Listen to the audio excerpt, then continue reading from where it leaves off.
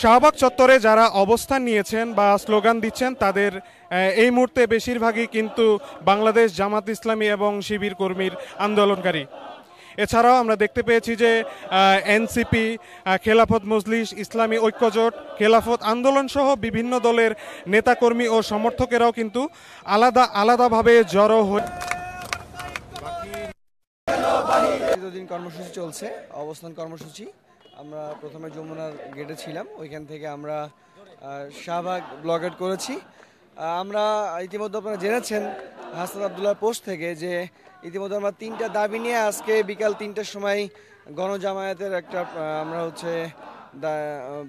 হচ্ছে ঘোষণা দিয়েছে এবং আমরা সারা দেশে বিগত 24শে যে জুলাইয়ে যে স্পটগুলো ছিল ফ্যাসিবাদের বিরুদ্ধে, সেই স্পটগুলোতে আমরা হচ্ছে গণজামায়াতের আহ্বান করেছি এবং আমাদের এর মধ্যে 3টা দাবি আছে, যেখানে হচ্ছে আমরা প্রথম দাবি হচ্ছে আমাদের আওয়ামী লীগকে সন্ত্রাসী সংগঠন হিসেবে চিহ্নিত করে তাকে নিষিদ্ধ করতে হবে। 2 নম্বর, আন্তর্জাতিক আদালত ট্রাইব্যুনালে দলগতভাবে বিচার করার জন্য বিধান যুক্ত করতে হবে এবং আমাদের জুলাই ঘোষণাপত্র আমাদের ডিক্লেয়ার করতে হবে ইন্টারিম থেকে। আমরা এই দাবিগুলো নিয়ে আমাদের আজকের গণজামায়াত। আসলে জুলাইয়ের 2000 শহীদ এবং প্রায় 35,000 আহতদের বিভিন্ন অঙ্গহানির উপর ভর করে আমাদের আজকে ইন্টারিম গঠিত হয়েছে। সো আমরা ইন্টারিম যে আশ্বাস দিয়েছে, আমরা এই ইন্টারিম আশ্বাসের উপর ভরসা করতে পারছি না।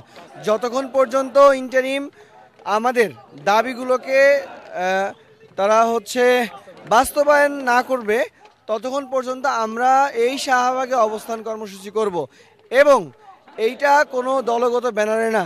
ঠিক যেমন জুলাইয়ে সাধারণ ছাত্র জনতার কাতারে সমস্ত মানুষ ফ্যাসিবাদকে বিতাড়িত করেছে, তদ্রূপভাবে আমাদের আজকের যে গণসমাবেশ, এইখানেও সাধারণ মানুষ এসে এই আওয়ামী লীগকে আমরা হচ্ছে নিষিদ্ধ করব এবং যতক্ষণ পর্যন্ত সরকার ঘোষণা দেবে না এবং বাস্তবায়ন করবে না, ততক্ষণ পর্যন্ত আমাদের এই আন্দোলন চলমান থাকবে। জুলাইয়ে আপনারা দেখেছেন যে শাহবাগ থেকে শুরু হয়েছিল, ঢাকা ভার্সিটি থেকে শুরু করে শাহবাগ থেকে সারা বাংলায়, টেকনাফ থেকে তেতুলায় এই আন্দোলনের স্পৃহা ছড়িয়ে পড়েছিল এবং প্রতিটা জেলায় আন্দোলন গড়ে উঠেছিল। সো আমরা প্রতিটা জেলা, প্রতিটা স্পট, অর্থাৎ জুলাই আগস্টে যে স্পটগুলো ছিল সেখান থেকে আমরা বলেছি গণজামায়াত করতে এবং আমাদের থেকে আরেকটা বিশেষ নির্দেশনা দেওয়া হয়েছে যে কোনো রকম ব্লকেট তৈরি করতে না করে জনদুর্ভোগ তৈরির পক্ষে আমরা গণজামায়াত করে সাধারণ মানুষকে নিয়ে আমরা এই সন্ত্রাসী সংগঠন আওয়ামী লীগকে নিষিদ্ধ করব। আপনাদের এনসিপির 2 জন নেতা সার্জিস আলম এবং হাসনাত আবদুল্লাহ, তারা যে আহ্বানের ডাক দিয়েছে আজকে, তো তাদের আহ্বানে আপনাদের মতামতটা কি? আমরা আসলে গত পরশুদিন রাতে হাসনাত আবদুল্লাহর একটা পোস্টের মাধ্যমে আমরা হচ্ছে রাস্তায় নেমে আসি সাধারণ জনগণ। আমরা হাসনাত আবদুল্লাহকে প্রথমে আমরা জুলাই আন্দোলন নেতা হিসেবে মানি, এরপর তিনি রাজনৈতিক দল হিসাবে নেতা হিসেবে আমরা তাকে দেখি এবং সে অলরেডি উনি এটা এবং এনসিপি উভয় পক্ষ থেকে এটা পরিষ্কার করেছে যে এই আন্দোলন কোনো নির্দিষ্ট কোনো ব্যানারে নয়।